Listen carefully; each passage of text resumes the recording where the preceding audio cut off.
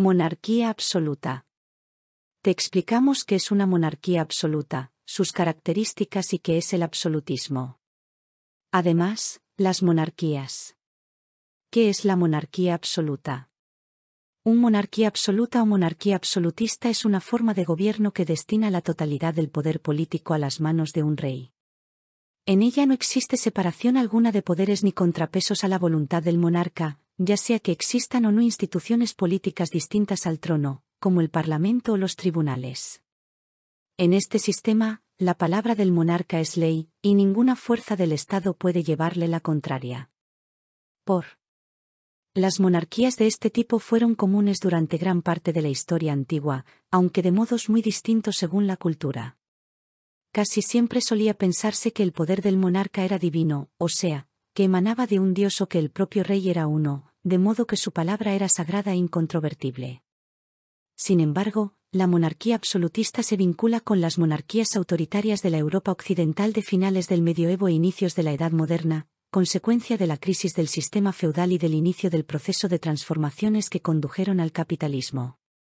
Un perfecto representante de esta forma de gobierno fue Luis XIV, rey francés que gobernó de 1643 a 1715.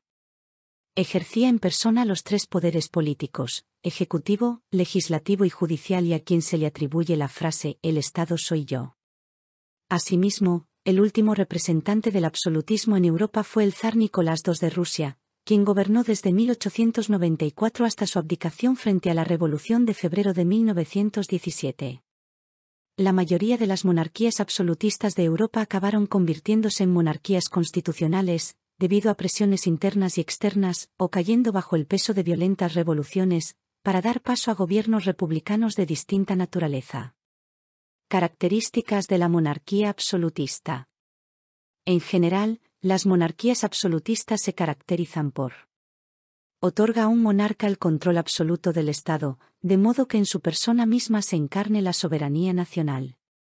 El monarca es un gobernante vitalicio y de la nobleza. Carece de toda separación de poderes públicos, ejecutivo, legislativo y judicial, ya que o son ejercidos directamente por el propio rey, o éste tiene la voz final para aprobar o rechazar las decisiones de cualquier institución del Estado. Como consecuencia de lo anterior, el rey no podía ser sometido a juicios de ningún tipo por parte de sus súbditos, sin importar las medidas que hubiese tomado o las decisiones que hiciera.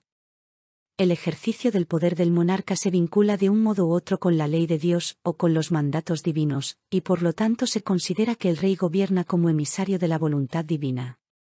El absolutismo. El absolutismo es la filosofía política y el modelo de pensamiento que permitió el surgimiento de las monarquías absolutas en la Europa renacentista, y a través de ello el surgimiento de los estados modernos. En general, fue una doctrina que propuso la necesidad de concentrar la mayor suma posible de poder político en las manos del rey, de modo que éste gobernara de un modo único, incuestionable, inalienable y vitalicio. El absolutismo es propio del llamado antiguo régimen, o sea, a las formas de monarquía previas a la Revolución Francesa. No debe confundirse con el totalitarismo contemporáneo. Su principal diferencia está en que la soberanía en el absolutismo no recaía sobre el Estado, sino sobre la persona misma del rey, de modo que no existía realmente un Estado, sino la autoridad del rey como una suerte de paternalismo sobre la totalidad de sus súbditos. Monarquía absoluta y monarquía constitucional. La diferencia entre estos dos regímenes políticos se basa en los límites del poder político ejercido por el rey. En ambos casos, el rey es una autoridad vitalicia, hereditaria y soberana, central en el manejo del Estado, pero a diferencia de las monarquías absolutas del antiguo régimen, en las monarquías constitucionales existe una ley por encima de los deseos del monarca, plasmada generalmente en una constitución nacional.